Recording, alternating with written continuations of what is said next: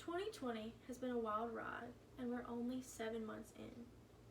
If I asked you to write the bad aspects of our year, you would quite easily have a long list of things to say.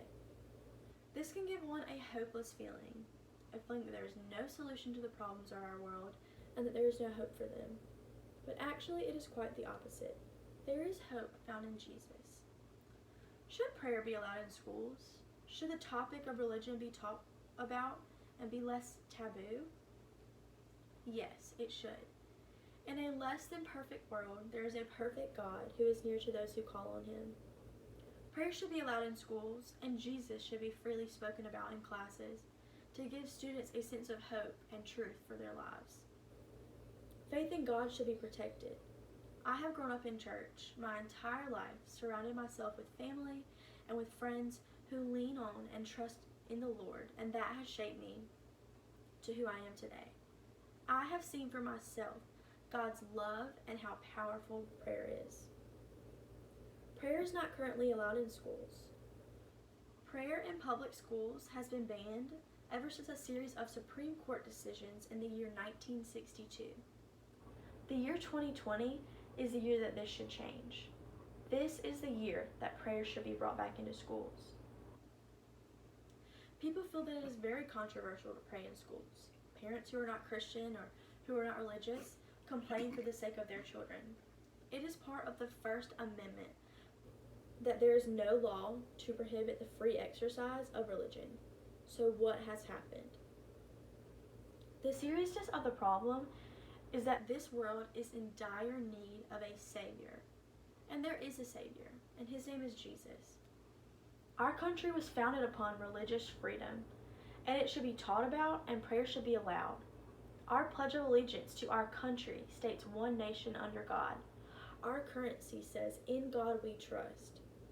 The God who was there when our country was founded in 1777 is the same God who is here today.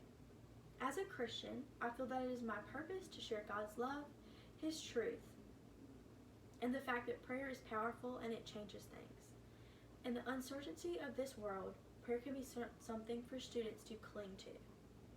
Each of us want a long, happy, and healthy life, but this world is not eternal. Heaven is. Faith in God should be protected and sacred. Students have nothing to guide them through their lives at school and their personal lives, and the problem is that there's no hope. Those who are religious feel that they cannot share their beliefs or be proud of who they are in their schools. Teens today would rather follow the crowd or what social media says is cool. It's not something that religious people are trying to shove down the throats of someone who is not religious. It's just that if you only knew the love of God, knew his word, and what he has done and what he can do, there would be so much hope, love, joy, and peace in this world. There are plenty of positive outcomes from prayer being brought back into school. People will be saved, they will be baptized, they will be able to spend their eternity in heaven. If prayer is allowed freely in public schools, and what their country was founded upon, it will be appreciated and supported. There are negative outcomes with prayer being taken farther and farther out of curriculums, schools, and the lives of those who are our country's future. That future is a lost and dying world. Sin, death, destruction, hell, the list goes on. There will be no hope, nothing to turn to. The last book of the Bible is called Revelation. It speaks of war, disaster, and so much more that will happen in the last days of this world. And we are truly living in those last days. This is the time for people to be praying like never before. This is the time for prayer to be brought back into our schools.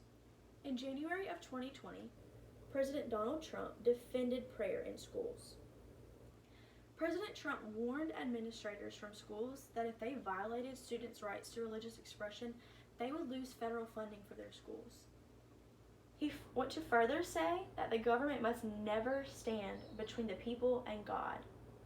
2020 is the year that there should be changes made in the curriculum. Students should be able to freely pray. There is a powerful change that prayer can bring upon this world. The students are the future of this world, and they need to know of God, how powerful prayer is, and it all starts with their education upon religion and prayer. Schools should allow public prayer. Bibles should be brought back into schools. I want you to really think of how much of a change there would be in the young people of this world if prayer was allowed freely in public schools, if religion was taught. I want you to find your local church that can preach a truth to you. I want you to think of the life you want for yourself, your future children. Think of a world without prayer. Not think of a world with prayer. A world where God and your faith is cherished, protected, appreciated. Think of the dire need for prayer in schools and for the generations to come. Because let's face it, the problems of this world are just beginning, and they're here to stay. There is hope in Jesus, and there is hope in prayer. Thank you.